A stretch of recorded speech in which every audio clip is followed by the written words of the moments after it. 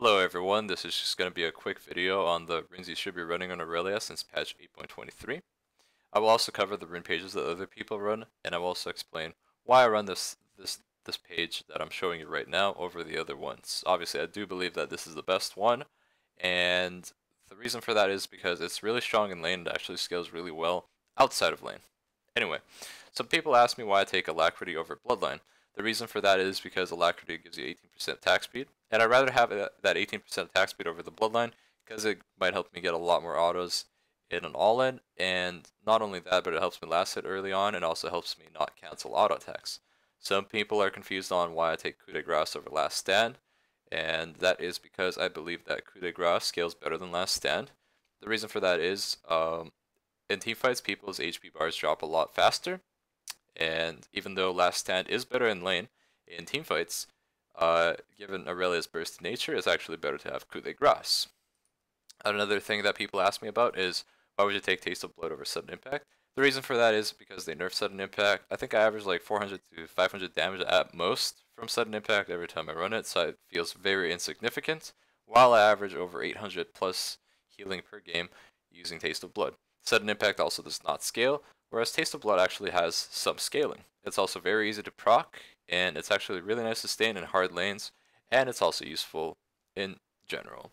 The other rune that I like to run is the Ravenous Hunter. The reason for that is because it also gets procced off of the bonus damage that you get from Conqueror. It works on the true damage portion. I don't know if it's intended, but I average at least 2,000 healing per game out of this rune.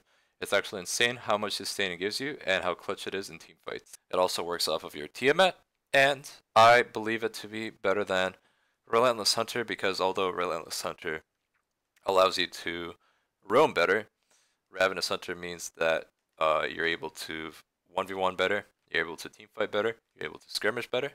So I believe it gives you an edge over Relentless Hunter.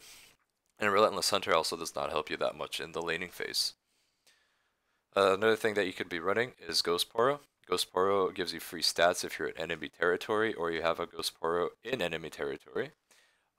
It's kind of nice, but honestly, I do believe that Ravenous Hunter scales better.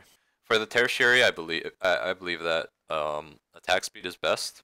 The 9% is really useful early on for last hitting and trading. It also helps you not cancel any auto attacks. Similar argument to running Legend Alacrity. And I believe Adaptive Force secondary is pretty good because your other options are just resistances, and if you go too many resistances, that's not really worth it. And let's say for the Tertiary, I'm against Riven, then I'm probably going to take the armor. If I'm against Victor Top, then I'm probably going to get the magic resist. If I don't know what I'm up against, I'm probably going to take the HP because HP is good against everything. Also, a quick explanation. You could take Legend Tenacity when they have heavy CC team comps, but honestly, I don't recommend it. You could always build Merc Shreds against those teams and not sacrifice your laning phase, since you could have Alacrity and that might make you snowball harder, which means that you can carry the game harder than like having a bit of extra tenacity. The other page that people like to run is with Sorcery Secondary, and in this page, people take Nullify Orb and Transcendence. The reasoning behind this is because magic resist itemization kind of sucks. Getting any bit of things that help you resist magical damage will help you a lot. So Nullifying Orb is like a mini Hex Shrinker. It can be pretty useful, and you also get a bit of CDR by running Transcendence. Honestly, I don't like this page that much because it's kind of weak in lane, and even though it scales pretty good, I do believe that Domination Secondary actually scales even better. The other page that people like to run is with Inspiration. You take Magical Boots and Time Warp Tonic. Personally, I don't like this page because it doesn't scale that well. Time Warp Tonic does not work on elixirs anymore, so that means when you have an Elixir of Iron or an Elixir of Wrath, you will not be getting that 5% movement speed anymore. So that means when you sell your Corrupting Potion, you no longer get the bonus movement speed, so it does not scale that well at all. You do get your free boots, but like I said, this is all early game orientated, and I'm not a fan of it at all. So I don't really recommend this page, but you can try it out for yourself and see. And the last page that people like to run is with Bone Plating and Demolish. I tried this page many times and I was not a huge fan of it. For you to make the best use out of Demolish, you have to be on an easy lane, which means that you're not gonna be using it that much in a harder lane because you're gonna be the one getting pushed in.